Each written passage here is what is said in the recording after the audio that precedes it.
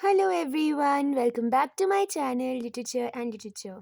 So today we are going to talk about Geoffrey Chaucer, and this is one author that you really have to do, and of course you must be knowing it because either you must have done it in your graduation, or if you're in your post graduation you must be having it in your syllabus, or maybe you'll do it later. But this is one writer which is, you just cannot skip this writer. This is very important. So let's start. This is going to be a long video because Chaucer is himself very important, so the time that we have to devote is also going to be a lot in comparison to other people. Okay, first thing that you have to know about Chaucer is that he was an ambassador. So, who is an ambassador? A person who represents his country or his kingdom at other places, right? So, now you know that he's very closely connected to the court, very closely connected to the king. So, this explains, why I was talking about in the previous videos that people like your. Who was it? John Gower, who was writing Vox Clementis, writing about the peasants, or maybe William Langland, who in Piers Plowman is writing about the corruption of the church and the king, and about how and how the peasants are exploited and everything. So you see, these people are writing about the peasants. Perhaps Geoffrey Chaucer did not have a choice because he was so closely connected to the court, and you cannot really write against somebody who's literally the source of your bread and butter. So obviously, Chaucer cannot be criticized according to me because he was not writing about the lower class, or if I can call it that. So that, and ambassador, so of course he's going to different countries. He went to Italy, which is the most famous, and he also went to France. So France, Italy, and some countries. So obviously when he's going to other places, Italy obviously was the hub of Renaissance. From here this thing of Renaissance started, the revival of learning, the increasing attention to humans and not what's going on in the other world. It's also called the shift from the other world to this world, right? The thought process, because people used to think earlier that okay, we'll do all good things and good will happen to us in the heaven. But now the thought started shifting towards today, towards man, towards the present, right? So the hub was Italy. From Italy, Chaucer kind of got this idea from Italy, and obviously because he came to India, sorry, I'm so sorry, he came to England. He kind of brought the same information there, right? So that is why Chaucer is considered instrumental in the coming of Renaissance to England. So that is why Morning Star. I've told you what a Morning Star is, right? The one who starts something. So the Morning Star of Renaissance, and his post kind of gives the testification for this fact that he was the Morning Star of Renaissance. His writing is called a melodious writing. There is a kind of a music that you'll feel when you will read him, even though his, because obviously he was writing in the East Midland dialect. There are dialects you understand, variations of the same language. There's a parent language, but because it is spoken at different places, so obviously it will get modified, right? So there are dialects. So Geoffrey Chaucer used to write in East Midland dialect, and he was the one who was writing in English. I talked about John Gower, who was writing in all the three languages because he could not really figure out which language was going to be the language of the future. Geoffrey Chaucer could have been lucky, he could have been visionary, we do not know, but he wrote in English, and that really helped him. Okay. Now, also this court connection that he had, you should know. I mean, you should not know this. Just to build the background, he was a page to Princess Elizabeth. He was he was a participant in the Hundred Years' War. Remember, Hundred Years' War? I talked about it in the historical background, the one which was for the throne of France, right? He participated in that war. Also, he was taken a prisoner. Also, then he was ransomed by the royalty. That means you see the connection that he has with royalty. So obviously he could not write about the lower class. He could not write if the kings were oppressing somebody in the society, right? So that's the basic background of Geoffrey Chaucer. We'll talk about his works now. So obviously, if you see William J. Long, it's a good book. So I do not really say that you should read the entire book because obviously it's not written from competitive point of view, right? So you have to pick up the major things that you think are important. So I will upload a video on that, how to do that. Anyway, French period, Italian period, and of course the English period. Three periods is divided into. So the French period, the first work is Romaunt of the Roses, or the Romance of the Roses. This is a translation of a French poem. This, I don't think it needs any explanation because obviously this is being written in the French period. So obviously there must be a translation from a French poem. Also, this also I can justify from the fact that Chaucer was called, that he was a plagiarist because he was literally borrowing things from everywhere and then giving it an English flavor. I think I've talked about it. He was giving English flavor to the things that he was borrowing from others. Similar is the case with Shakespeare, if you remember, if you know. So Shakespeare used to give it the depth of character. He used to really give the play the life that it deserved. So that is why Shakespeare was famous. Here he gives it an English flavor. So he is translating this French poem Les Romans de la Rose, and this is a dream allegory. Now what happens is that there is I'm sorry for this terrible picture that I've made, but I think this really helps remembering. So this is a rose, and then it is fortified, it has a fort built around it, and there's this lover who wants to have this rose, and this rose is symbolic of the love of his lady, right? And who has built this fort? It is built by jealousy. Now you see these characters, you have allegorical characters in these plays. Abhi humne thodi der pehle we read about William Langland, and do well, do bad, do best in Piers Plowman, right? Here also see you have jealousy as a character. So you see that in this period you have such characters who represent vices, है ना? Vices personified, right? So that's about it. You don't need to know much about it. Then is Book of the Duchess. This is, now see, title again. Here also, why did I tell you that Rose is representative of the love of his lady? Because it's written in the title. The first thing that will come to the examiner's mind when he'll set the question will be this. Of course he can go into much depth, but if he goes into depth and if he asks you something like from very deep inside, nobody is going to be able to answer, and you do not have to run after those small things or the detailed things that can be asked, because anything under the sun can be asked. If you do that, then I don't know. It will take a lot of time. Of course, you'll get better, like, but it will take a lot of time. So rather than that, just focus on what the examiner can ask. Look at things from the examiner's perspective. Book of the Duchess. Now, if I don't know the story, just think about it. Duchess, Book of the Duchess. The first thing will come to your mind is who's the Duchess? The examiner can ask you, who is the Duchess? She is Blanche, and she is the wife of John of Gaunt. John of Gaunt, if you remember, is also related to the royalty, and this was written on the death of Blanche. And also White, because the examiner would have read the book, so he can ask, what is he referring to, the Duchess, while he's in his work, while he's writing the work, what is the name that he uses? Because he does not use the term Blanche anywhere, he does not use the term Duchess anywhere.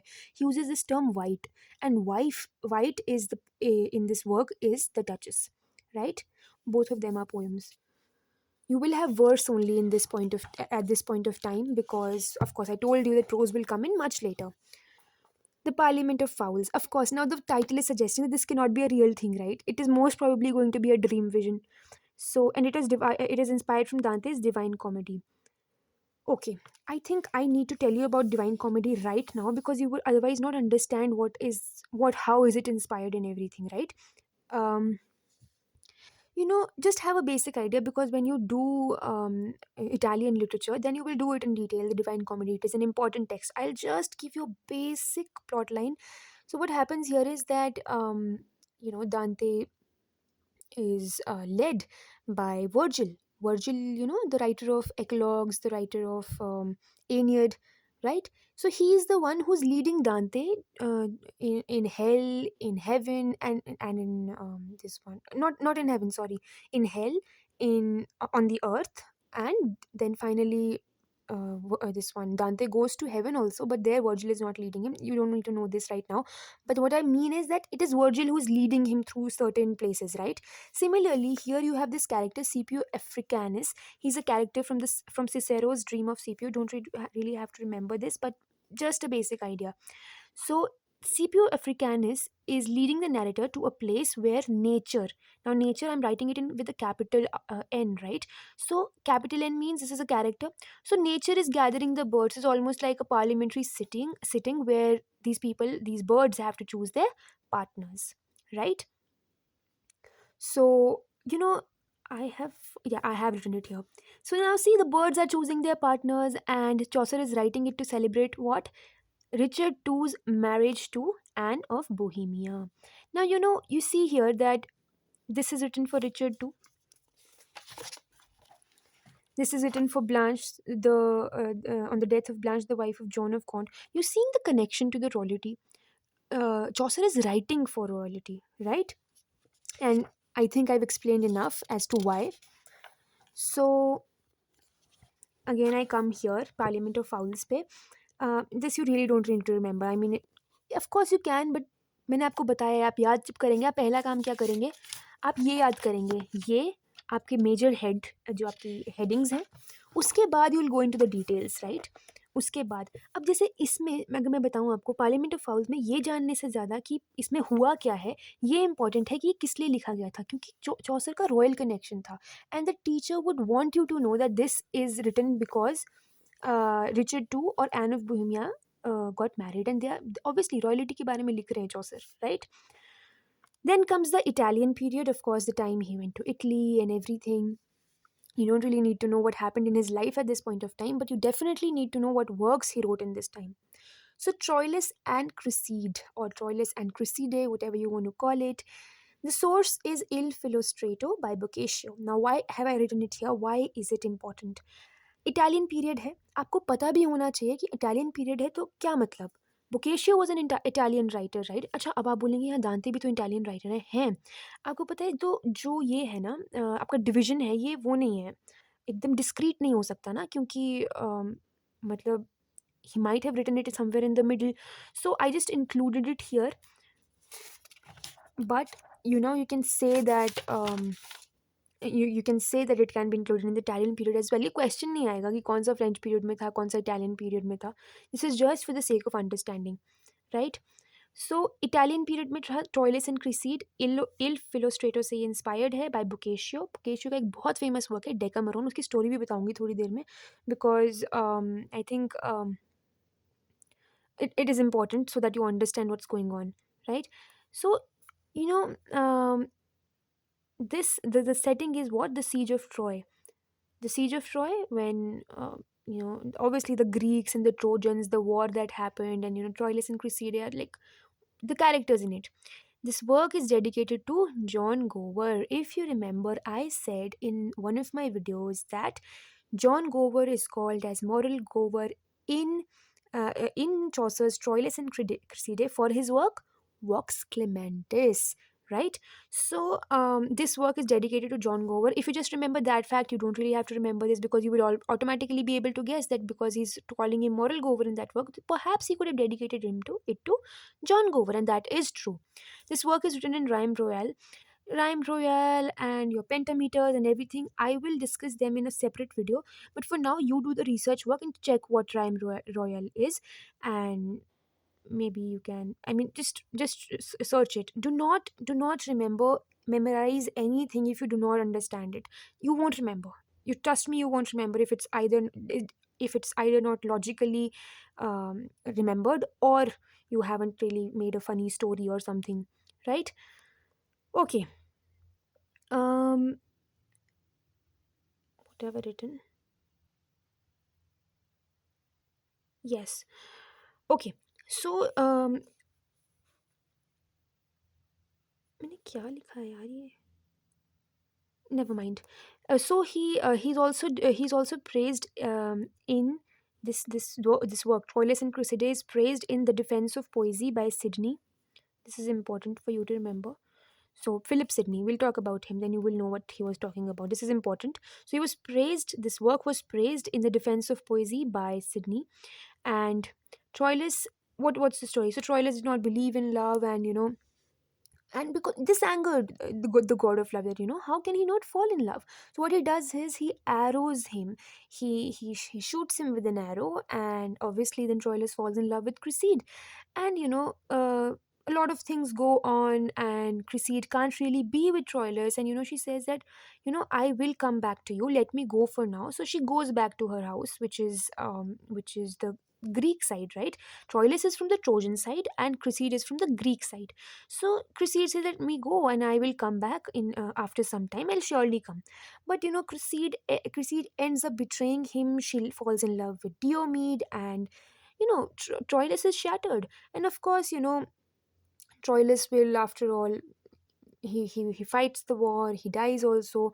But the fact is that that Cresside is infidel. She is somebody who betrays her lover. So obviously, you see, a woman lover is not being portrayed in a very good light in this work. And you will see in I think the next to next work that I'll talk about, this one, The Legend of Good Women. This is written to as a palinode. This has also been asked. I'll come to it. As a palinode to Troilus and Cresside. Palinode is what? It's almost like a correction. It's almost like you said something and now you want to improve it. You do not want to like completely stick to what you've already said, right? So here Chaucer is telling you about the infidel woman Cresside, but here he will tell you about the best woman ever in history, right? So Shakespeare, Troilus and Cresside, and Robert Henryson's The Testament of Cresside are inspired from Troilus and Cresside. Robert Henryson's Testament of Cresside is not that important. This one is important. Shakespeare's Troilus and Cresside. Obviously, you see the difference of spellings, but of course the characters are the same and the story is almost the same. Only obviously the variations are there, and that is why these are different works. Why am I talking about Robert Henryson? You won't be reading about him anywhere other than here, because Robert Henryson. Once they asked you a question, they asked you William Dunbar's The Lament of the Makers. They asked, okay, who are the makers? Like who is Chaucer? Dunbar. Who is Dunbar talking about in The Lament of the Makers? Which three are there? उसमें एक में Robert Henryson भी है. That is why I have written it here. The Testament of Cresside. Right? Okay. Then comes the House of Fame. Again, it's a dream vision. पता चल रहा है ना, नाम से ही पता चल रहा है House of Fame. Troilus and Cresside dream vision क्यों नहीं हो सकता? क्योंकि ये तो हिस्टोरिकली इंस्पायर्ड है ना, तो चांसेस कम है कि ये ड्रीम विजन होगा. हो तो कुछ भी सकता है, but there are less chances. The house of fame is a dream vision. Source is the divine comedy. Story में आपको बता चुकी हूँ, उसमें भी वो अलग अलग जगहों पे जाते हैं. Led by Virgil. Written in rhyme royal. अभी हमने एक और वर्क पढ़ा राइम रॉयल में. कौन सा था? Troilus and Cresside, right? Um, so, what is the House of Fame? They can ask you. It's a glass temple with the images of popular people. And here the guide is the eagle. You see, Divine Comedy में the guide is whom? Virgil. Here the guide is eagle. Parliament of Fowls में CPU Africanus is the guide. So that is why you see the frame story. All of them are the same. That is why they say that the source is the Divine Comedy. Okay, and Divine Comedy also was a very famous work because it was written during that time by Dante, and it really had a lot of influence. So we can evidently see it in Chaucer's works. So here the guide is an eagle, and he takes the narrative to the House of Fame. And the story is very long. You don't need to go into the details, and I think that's it. I don't think you need to know much about it. The House of Fame. That's it.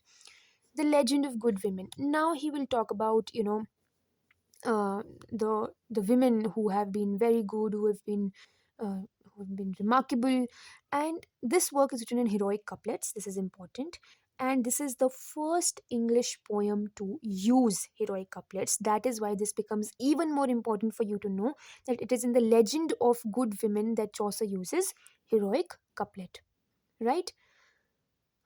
Just to revise, Troilus and Cresside and the House of Fame have rhyme royale. The Legend of Good Women has heroic couplets. This is a dream vision, obviously, because you'll have women from all sorts of time periods and everything. So what's the story? There's this god of love. He has Alcestis with him, and there are a group of good women, and they come to Chaucer and they say that you've portrayed women in a negative light, and you did not, like, almost like criticizing him for what he did. But Alcestis kind of intervenes on the behalf of Chaucer, and she says that now he will do it right. Now he will make up for his mistake, and now he's going to write good about women. And that is why I said palinode, right? There are 9 legends of good women. You don't have to know all the 9 legends or who were the legends about, but you definitely need to know about these four people, these 4 women, because Dido is very important. You will see Dido, Queen of Carthage. It is a very important work by Marlowe that you will see. Cleopatra, who does not know Cleopatra, right? Medea and Thisbe. These perhaps maybe you don't know these, but you will know Pyramus and Thisbe. It's an important work by Abraham Cowley. So you will read about them. So you should know that these four were mentioned here. There are nine total, but these four, these are important and you should know these four were there for sure. और अगर आपको वो confuse करने के लिए कोई बड़ा सा नाम देंगे तो आपको याद रहेगा कि ठीक है हमने ये चार पढ़े हैं, यही इंपॉर्टेंट थे। अगर कोई बड़ा सा नाम होता है जो आपको लगे कि ये तो बोला ही होता मैंने अगर इम्पोर्टेंट होता, तो ऐसे याद करना है। आपको नाइन कौन कौन है उनमें जाने की ज़रूरत नहीं है, पर ये चार ज़रूर हैं, ये पता होने चाहिए। And this inspired A Dream of Fair Women by Alfred Lord Tennyson. And this is not a very important, ये बहुत इंपॉर्टेंट वर्क है भी नहीं एल्फ्रेड टेनिसन का, पर फिर भी नाम से पता चल रहा है ना, dream of fair woman same to same ही तो नाम है, तो याद कर लो कि एल्फ्रेड टेनिसन ने लिखा है ये वर्क। ठीक है। द इंग्लिश पीरियड, इसमें एक ही वर्क है and this is a very big beautiful और बहुत ही इंसाइटफुल वर्क है। You have to know about it in detail, लेकिन अगर आपको मैं ये कहूँ कि हाँ अभी अब सारी टेल्स पढ़ने बैठ जाओ तो देखो नहीं होगा। आपको वो टेल्स पढ़नी है जो यूनिवर्सिटीज़ में प्रिस्क्राइब्ड है और जो आपसे वो एक्सपेक्ट करेंगे कि आपको आती हूँ। ठीक है। Okay, so the source is what Boccaccio's Decameron and now is the time I tell you बहुत बेसिक सा कि डेकामेरॉन में होता क्या है। So what happens is that there is this group of 10 people which have like women and men both are there, and they are running, not running away, yeah, but they have fled their place wherever they are living to fight a plague, right? So they are escaping from that plague, so they're going somewhere else, and उसमें ही वो frame stories बनाते हैं, मतलब they will tell story. ये तो frame narrative हो गया ना, जो मैंने आपको बताया कि वो प्लेग को they are fleeing so that they do not succumb to the plague, if I can call it that. And then in the process they are talking about stories and everything, so almost like a frame narrative. So what happens in the Canterbury Tales, before I, yeah, this. So all of these 29 pilgrims plus Chaucer plus Harry Bailey, who's the host. Harry Bailey is a real person. He is a real person and he did exist for real. They can ask you which of the following is a real person in history mentioned in the Canterbury Tales, right? So it's Harry Bailey. So 29 pilgrims plus Chaucer plus Harry Bailey. They are traveling from Tabard Inn at Southwark to the St. Thomas Becket's Shrine in Canterbury. Now, what happens is that, why are they traveling together? I'm sorry. Why are they traveling together? Because at that time, this thefts and robberies, these were very common. So if you're together, you're united, you can fight them off, right? So that was the major reason why people used to travel together. So here they're traveling together and they're waiting at the inn so that some people can gather and then they could start off for their journey together. So while they are waiting at that inn, at the Tabard Inn at Southwark, Harry Bailey suggests that, let's just have this thing so that we don't get bored and everything. What we'll do is on the way to Canterbury, on the way to the St. Thomas Becket's Shrine in Canterbury, we would every person would narrate two stories, and on the way back also they'll narrate two stories. So there are a total of four stories that are going to be told by everybody, and including Chaucer, and that makes it 120 stories. Four stories each into 30 pilgrims equal to 120 stories. So Harry Bailey is not going to say anything. He's not going to really tell a story. And what is the prize for the one who kind of tells you the best story? I haven't written it here, I think. Yeah. So what's the best what's the prize? The prize is that he'll get a free meal at Tabardin, right? Okay. So I also want to say, because I just remembered, Thomas Becket, he was a saint and he was murdered. And you also have the play The Murder in the Cathedral by T.S. Eliot, which talks about the same thing. And I mean, we'll talk about that play in later on, and that's a very, very important text, so you should know about it. And okay, we'll also do it when we reach T.S. Eliot. But for now, if you have it in your syllabus or something, just do it very properly. Choose it because it is difficult to understand, but it is very important. Okay, how many stories? Of course, the plan was a humongous one. It was for 120 stories, but unfortunately, only 24 are there, out of which 22 are in verse and 2 are in prose. Verse means a poem like thing, and prose, of course, the essay sort of. Okay, so have I written it? Why have I not written it? Anyway, so the two prose stories, you should know who these are written by. One prose story is definitely by Chaucer, and one prose story is by the parson, right? The parson. So, also, when you see my videos, do check the description and the comments, because if there will be anything wrong that I speak, because sometimes, we do make mistakes, do check the description even before you see the video, so that you know that this is something that's going to come and it's going to be wrong, so that you do not remember it wrong, right? Even though I'm quite sure of this, but still, I really, I'm having second thoughts. But I think it's the parson and Chaucer's tale. Chaucer tells two tales, right? Out of which one is in verse and one is in prose, right? Okay, who is the one who starts saying who's the first one? These first and the last things are very important. They tend to ask you कि first is, इसलिए मैंने आपको उसमें भी बताया Piers the Plowman में कि अम, उसको फर्स्ट विजन है फील्ड फुल ऑफ फोक का. So that is important. You should know what the first and the last thing is in every story. So by lucky draw, obviously they do a lucky draw, and the knight is the one who gets his turn. And the last tale is by Parson, and that brings me to the point that yes, this is the prose tale, because I remember it like it कि last में prose आता है, क्योंकि आपका जो progress है वो भी ऐसे है ना, पहले वर्स आता है फिर प्रोज, आपके आते आते 18th सेंचुरी में प्रोज बहुत ही बढ़िया हो जाएगा. तो मैंने ऐसे याद किया कि कैंटरबरी टेल्स में भी आते आते प्रोज में पीपल विल स्टार्ट सेइंग. तो parson tales in prose because he is the last one, right?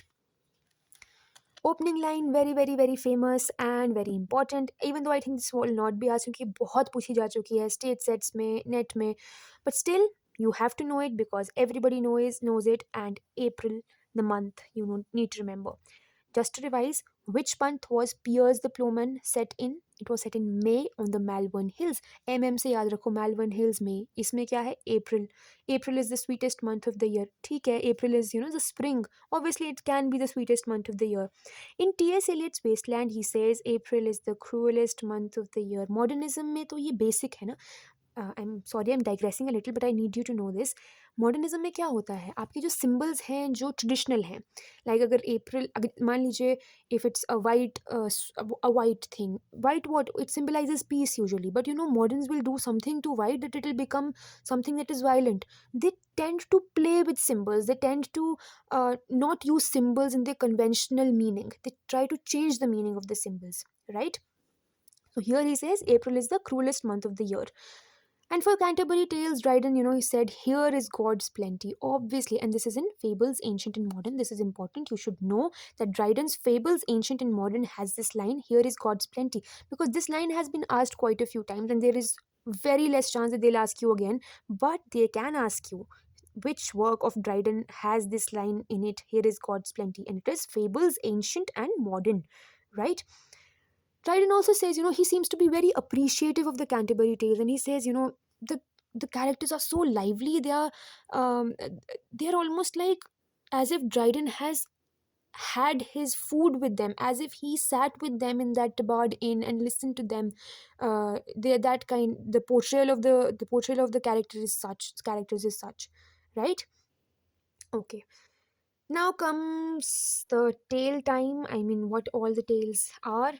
The Knight's Tale, you have the Wife of Bath, the Prioress, the Nun Priest Tale. Of course, you'll say there are a lot of tales and you can do all of them. I am not going to cover everything because these tales which I've chosen, Knight's Tale because it's the first tale, and first tales are always important, and Knight's Tale is also an inspiration to very good works which I haven't written down.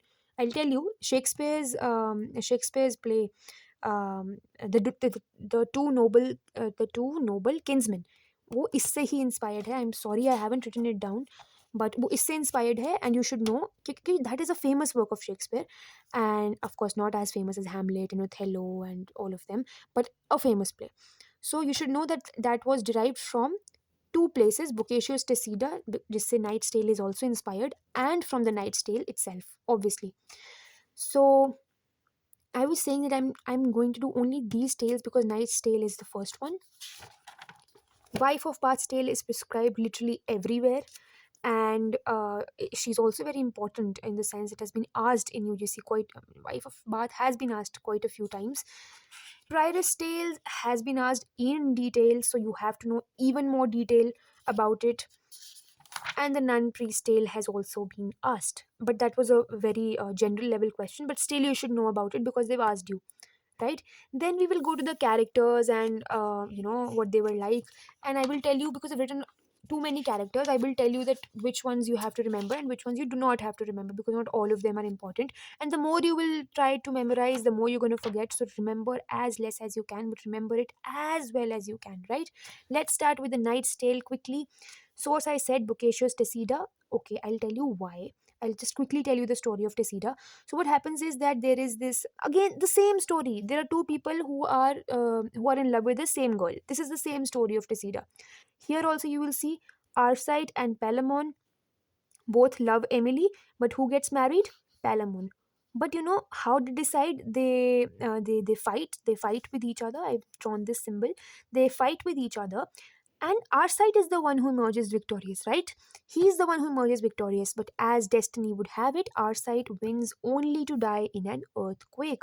Also, Emily is quite done with everything, and she hardly cares who she's going to marry or anything, because too much, she's being this thing sought after. She doesn't really like it, right? That's the story of the Knight's Tale, a very basic plotline. I told you, you don't need to know in detail. The wife of Bath. Still, this is important. Um, you don't have to know this. I'll come to this again in a while. So there's this Arthurian knight who rapes a girl, and King Arthur, he orders his death. He says that, okay, so this is a crime you've done, so this is the punishment you get. So what does he do? What does he order for? Death of that knight. But Queen Guinevere, or what? I'm sorry, I haven't checked the pronunciation. Guinevere, she tells the knight that, if he succeeds in finding out what a woman truly wants. So what's the question? What does a woman truly want? So if he manages to find that out, he would be pardoned, and the death sentence would be cancelled, right? So obviously now the Arthurian knight, he goes, and he goes to a lot of people. He tries to ask, he doesn't get some concrete answer. Everybody is going to tell him something else only. Obviously, everybody has a different opinion. Then finally, when the day comes, the time limit ends, the time that Queen Guinevere had given him to be able to find the answer to this question. So he finds this old woman, and she's the one who's able to answer him. And she says that, I would answer you, but you have to do whatever I tell you. But the knight does not have a choice, right? What choice does he have? मतलब आगे कुआं पीछे खाई, right? So he does not have a choice. Either he's going to be dead, or he has to do anything for the old woman. So it's better to do something for the old woman rather than going for death. So he decides. He says, "Okay, do whatever." So then she says that, okay, the answer to the question is sovereignty. What is sovereignty? The choice of deciding, the choice of being supreme, doing whatever one wants. So and then what is her the condition? It is that she wants to marry this knight. So obviously she does not, I mean, the knight does not have a choice, and he agrees. Then the woman asks him, what do you want? Do you want me to be old and loyal, or do you want me to be disloyal but very beautiful? So the combination, both of them are not very, like, not very correct for the knight. So he says, do whatever, yeah, I hardly care, like that. And this is what makes the old woman happy, because this is what she exactly said: sovereignty. Because she gets the choice of whatever she wants to be. That is why she now turns to be beautiful and loyal. So that is the answer, and that is what happens also, and that's the end of the story. The wife of Bath's name is Alison, as I've written here, and this work has been inspired from the medieval poem, which is The Wedding of Sir Gawain and Dame Ragnell. The only difference here is that, um, Arthurian knight, he's raping a girl, which is an immense big crime.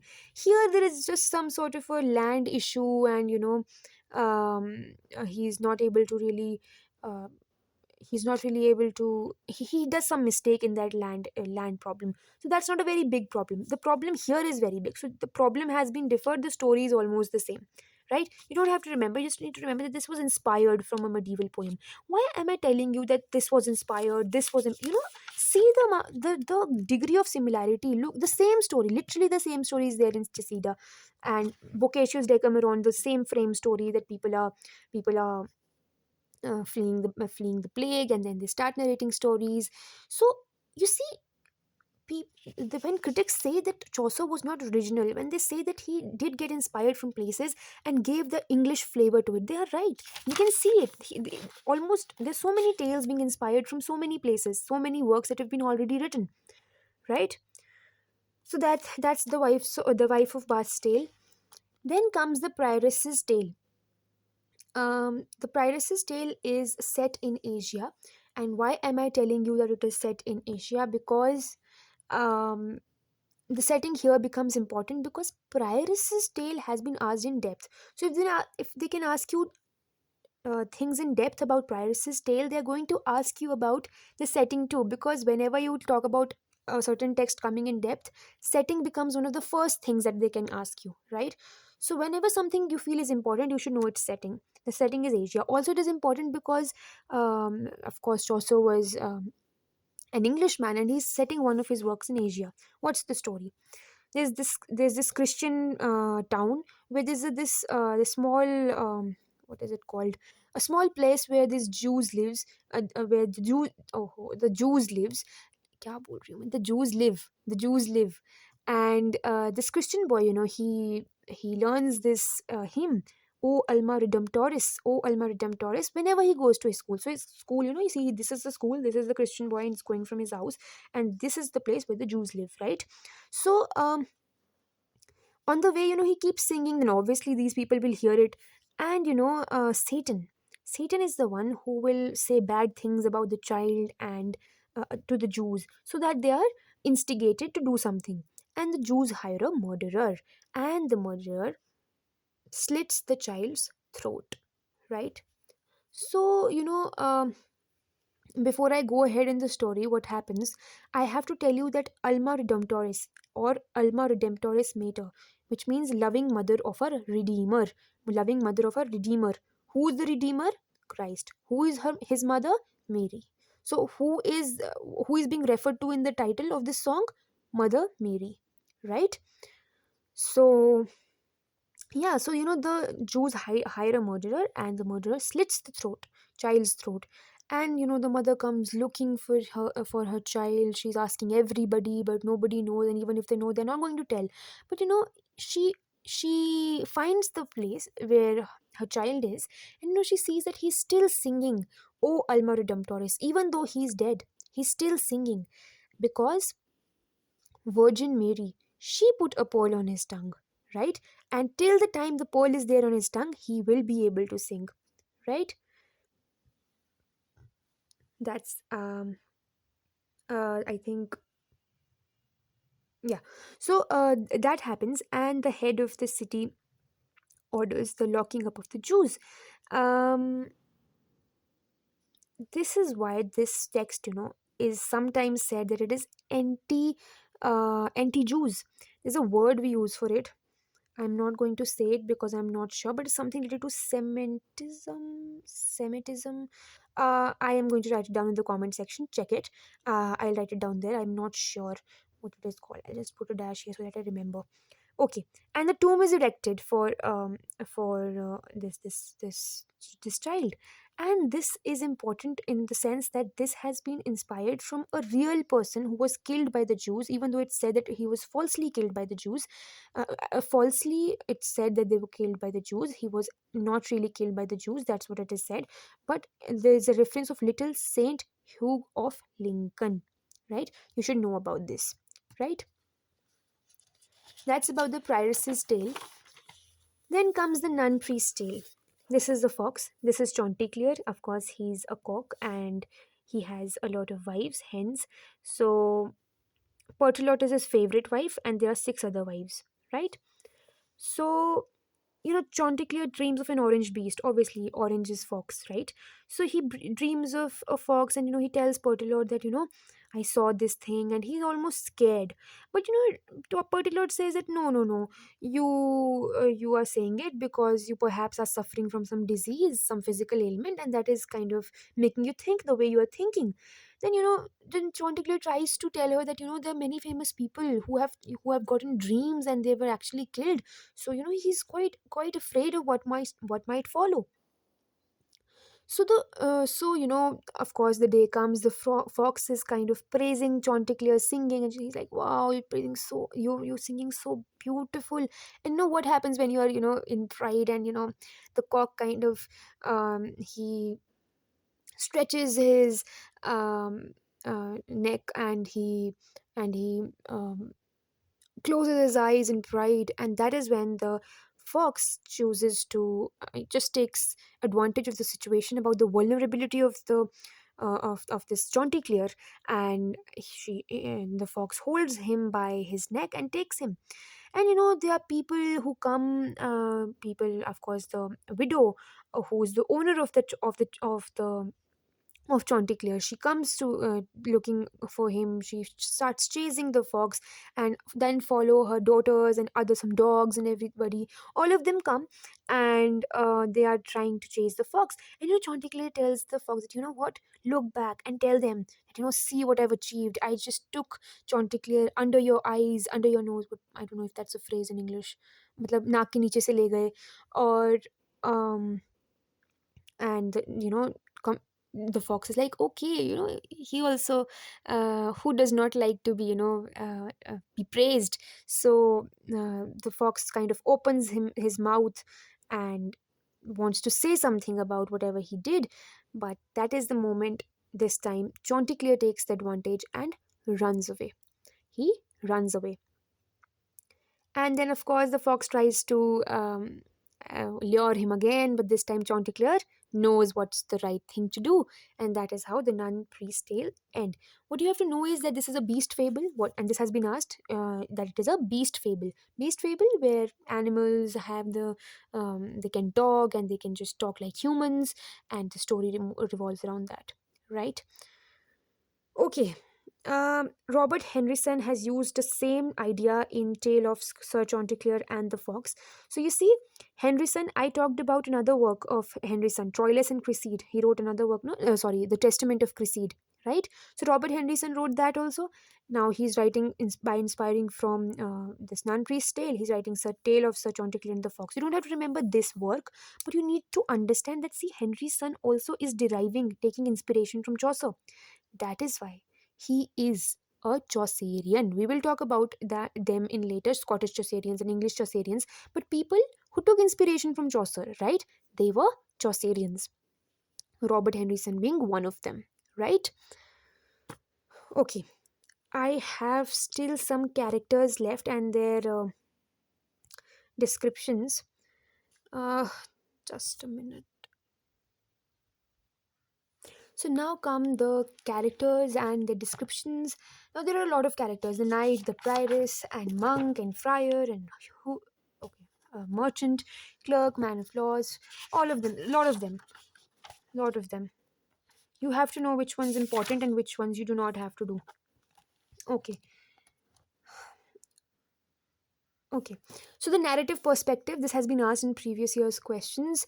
The first person I.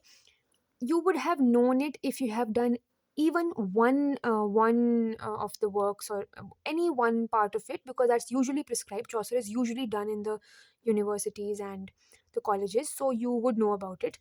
So the knight is the first one. He's chivalrous.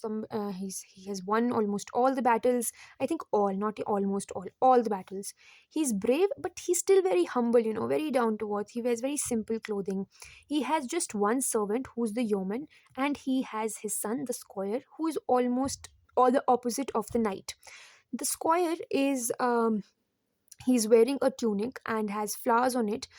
um so it kind of is in the contrast to the simple clothing the knight is wearing. And he plays a flute. You don't really have to remember, honestly. आपको ये नहीं याद होगा तो कोई बात नहीं, थोड़ा सा बस बेसिक से रख लो और ये completely छोड़ सकते हो, full freedom के साथ ये छोड़ सकते हो. The prioress is Madame Eglantine, and she speaks in French language. And this French language is important. You need to know this one. ये कैरेक्टर important है और ये पूछा जा चुका है और इससे और क्वेश्चंस आने की संभावना भी है. प्राइरस का नाम है मैडम एग्लिंटाइन. नाम वो पूछते हैं. एलिसन का नाम आई थिंक एक बार पूछ चुके हैं वाइफ ऑफ बाथ की टेल में. So sorry, wife of Bath का नाम पूछ चुके हैं Alison. So they can ask you Prioress Eglantine. I think even this has been asked. I don't remember though, but I think this has been asked. If not in NET sets में तो पक्का पूछा हुआ है. She speaks in French language. So she speaks in French language, and uh, so French was the language of whom? The aristocrats, the people who were related to the court, right? So you see the importance of French language here. Now it's almost like trying to be stately, um, trying to be um, you know more of a higher stature, right? And she tries to excel in table manners. She's like literally like बहुत sophisticated सा दिखाते हैं ना, जैसे हाँ बहुत अच्छे से कुछ पकड़ा और बिल्कुल अपने हाथ नहीं गंदे किए, like that prioress. And then she's a hypocrite too, and that is shown because she weeps if she sees a mouse in the mouse trap. And she says that I feel so sorry for for these mice who get trapped, we are bleeding and everything. But then she does not have a problem serving meat to her dogs, right? So that kind of shows her hypocrisy. This has been asked, you should know this, that she wears a green coral beads with a pendant. And this is the pendant, and it has love conquers all written on it. So don't you think it's ironic for a prioress to have something like this written on her pendant? And this is the in a different version, Emer Vincit Omnia. I'm sorry, I do not know which language this is in. Maybe I'll write it down in the comment section if I think it's important, even though I do not think this is important and you do not really need to know. But the chance is that it is in French. Now see, I am guessing it here. Let's see if my guess is right or not. There is a chance it can be wrong, but let's just guess. Okay. The monk, sorry for my drawing, but this helps to remember. So the monk is somebody who loves to hunt. Monk, है ना? And he loves to hunt. This is the irony here. And he does not like reading the books in the convent, which he should be doing according to the standards of that time. And the way he's dressed, it's in such contrast to what a monk should wear. His whatever he's wearing has squirrel fur on them. Then there's a gold pin by which his this hood, this is a hood, okay, is attached. He's bare, I mean his he's bald, so he does not have hair. And that's it about the monk. You don't really have to remember it. This is in order of priority, I'm telling you. I'll tell you right now only. You should know about the prioress very, very properly. You should know about the man of laws. There's just one line you need to know about him, but you have to know this. Physician, you have to know only this. Wife of bath is very important. ये detail में आएगी, ये पढ़नी है. Partner important है थोड़ा, उतना ही नहीं, पर ये अभी यहाँ तो लिखा नहीं है मैंने. पार्टनर है, पर हम पार्टनर जब पढ़ेंगे वो इम्पॉर्टेंट है. एंड ये रखे मैंने, यहाँ रखे, ये है. और इसके अलावा आप सब छोड़ सकते हैं. Free to leave it. आप तब याद करेंगे इसको, लिख लीजिएगा. याद तभी करना है जब बाकी सब याद हो जाए, नहीं तो it is going to go waste. आराम से तभी याद करेंगे जब सब याद हो गया, अदरवाइज कोई ज़रूरत नहीं है. ठीक है, ओके. फ्रायर जो है वो, उसका नाम पता होना चाहिए आपको, क्योंकि एलिसन, मैंने आपको बताया, वाइफ ऑफ बाथ का पूछ चुके हैं. एग्लिंटाइन कौन बताया था मैंने? प्रायरिस पूछ चुके हैं. तो ये भी पूछ सकते हैं फ्यूचर में, you never know. Hubert. So what does he do? He hears the confessions of the rich and easily pardons them. Why? Because they have money. सो आप देख रहे हैं what Chaucer is trying to suggest. ये पूछा जा चुका है प्रीवियस ईयर्स में, that he knew the tavern well in every town. This has been asked, right? So just remember it, that this has been asked. Then there is a merchant. It has been asked, I think या तो net में पूछा है या state SETs में पूछा है. He had a forked beard. This is a forked beard. So he had a forked beard, and even though he was in debt, he used to hide it. Clerk is very thin, and he's a good character, है ना? He's studying. Whatever money he has, he's spending it on his books, and he's a sincere student, and मतलब he's positively portrayed. There are very few characters in Canterbury Tales who have been positively portrayed, and the clerk is one of them. The knight is also good, because I talked about the knight. He's also good. The man of laws. Who? The lawyer. And then, he says that, Chaucer says that he pretends to be very busy, even though he is not as busy as he pretends to be, right? Then this Franklin, he's the landowner, this cook. You know why I have written down their names? Because I feel there can be a question in future where they can ask you which of the following is not a character. That can be asked. That's a possibility. You don't have to go into the details, but that can be asked, that who is not the character, or who is a character. Cook is skilled. Cook's name is Roger de Vere. Shipman is not good at his work. Again, not a. So Cook is a positive character. Shipman is not a positive character. The name you have to remember: Roger de Vere. Okay. Then is physician. This is important. Know him well. He is good at his work, right? He's quite good at his work.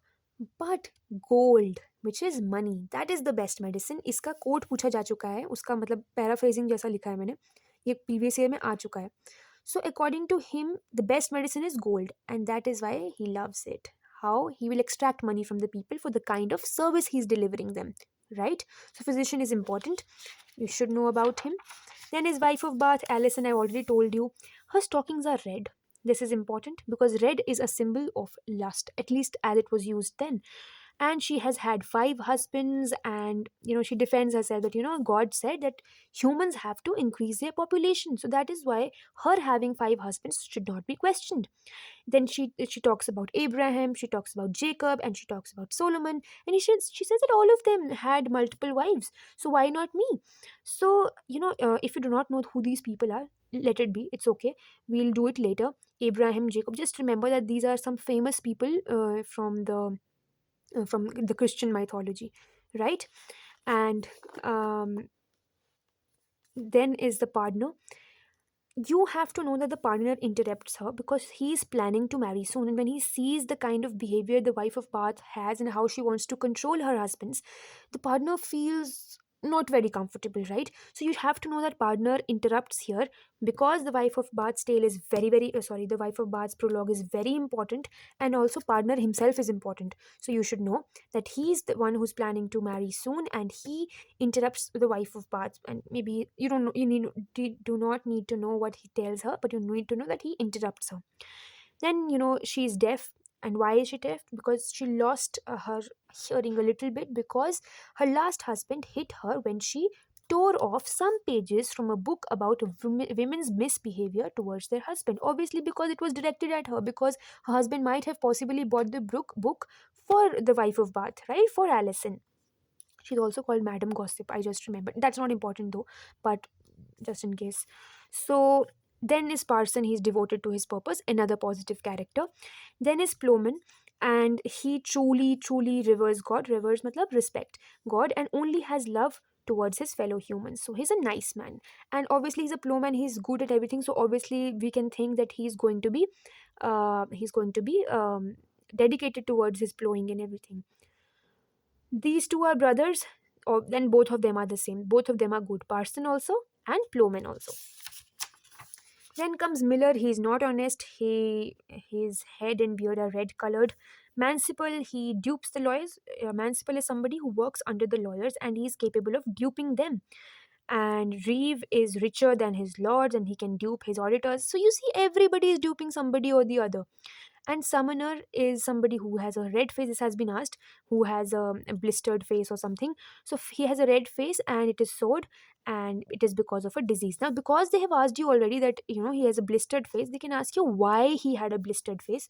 So this becomes important, that it was a result of a disease. they can ask you, हो सकता है 4 option दे दें कि कोई accident हो गया था उससे कुछ हुआ, या शायद कुछ हेरिडिटरी था या कुछ था. So they can ask you, so it was because of a disease. Summoner was lustful, right? Pardoner, effeminate tha. Effeminate, who shows female like qualities, female like so called female like the way of talking and dressing, whatever. His voice was like a goat, and how he used to dupe people, he used to show them pig bones and tell them that these are the remains of holy saints, and these are like very important. So that is how he used to dupe people. So you see, everybody is duping except a very very few. And they can ask you which of the following is a positive character and a negative character. That is a possible question. You also have to know that who of the following belong to the church, who of the following belong to the state, or the working class. I don't think there's a working class. Is there? No, there is not. Check the comment section. I'll write it down there. But this is important, and you should know, because ये question आया हुआ है. I'm sorry, I forgot to write it down. So um, कि which of the following are from this, मतलब चर्च वाला background किस किस का है, तो आपको पता होना चाहिए. जैसे फ्रायर है आपके पास, यू हैव पार्सन है, then you have the summoner, the pardoner, है ना. So you should know that these people belong to the church wala background, right? Now, these are some other facts about Chaucer. Also, you see the kind of spacing I leave in my notes. Why do I leave so much space? Because I never know, कल को UGC net कुछ पूछना शुरू कर दें और फिर मुझे ऐड करना पड़ जाए, फिर मेरे को एक अलग से पेज बनाना पड़ जाए, तो वो मेसी हो जाता है. इट्स बेटर सो आप ठीक ठाक जगह छोड़ें, आप फिर उसमें जब भी मन करेगा आप ऐड कर सकते हैं. Okay, so he is the first poet to be buried in Westminster Abbey and in the poet's corner. And he the question पूछा जा चुका है. He was there under three kings reigned when he was there: Edward III, Richard II, Henry IV. Matthew Arnold said for him that, with him is born our real poetry. And Dryden said, Chaucer is a rough diamond and must first be polished till he shines, or yeah he shines. जब तक वो shine नहीं करता उनको polish करना है. That's what John ridden says. I think that should be it about Chaucer. I have talked a lot of things here in this video, and there must be a lot of things that maybe I haven't talked about. And trust me, you do not need to know. There are going to be a lot of things, If you see some book, maybe William J. Long, Routledge, there are going to be more things about the same things I've talked about, but they are not going to be as important. See the PYQs, you will know why what I'm talking about is important. Just for example, as I said here, that you need to know about कहाँ गया? About wife of Bath, that you even need to know that her stockings were red. ऐसा character sketch बाकी लोगों का भी दिया हुआ है, लेकिन वाइफ ऑफ बाथ का क्यों इंपॉर्टेंट है? क्योंकि एक तो वो सिंबॉलिक है, दूसरी चीज़ वाइफ ऑफ बात बहुत बार पूछी जा चुकी है, तो अब चांस है ना कि वो फिर से पूछेंगे, क्योंकि डिटेल्ड है. ऐसा नहीं होता है कि पूछ चुके हैं तो फिर से नहीं पूछेंगे. ये मैं सोचती थी पहले कि अगर पूछ लिया है तो वो फिर से नहीं पूछेंगे. ऐसा बिल्कुल भी नहीं होता है. रादर दे सी कि आपने कोशिश की कि प्रीवियस ईयर क्वेश्चंस देखें. क्या आप इतना प्लानिंग करते हो? क्या आप इतना सोचते हो कि आपको एटलीस्ट वो तो पता होना चाहिए जो आ चुका है? क्यूरियोसिटी, आपको जो मिले जहाँ मिले, अगर आपको समझ नहीं आ रहा है आपको उसको सर्च करना है. Just search it and remember it. और अभी आपने अगर यहाँ तक वीडियो देख लिया है, आई एक्सपेक्ट यू कि इसके बाद आप बिल्कुल याद कर लेंगे इसको, क्योंकि नोट्स बनाने में उतना टाइम नहीं लगता है, याद करने में बहुत टाइम लगता है, और आपको याद ही करना है. Alright, I think that's it about the video. Thank you so much for watching and stay tuned. The next video is going to be on Hockleave and Lidgate. Not very important people, but I will be talking about them. Single video में ही कर लेंगे, बहुत important नहीं है. एक एक बार उनको, एक बार ऑप्शन में था शायद और क्वेश्चन तो शायद पूछा ही नहीं गया है. बहुत ही not important people, right? So that's it. Thank you so much. Bye bye. Take care.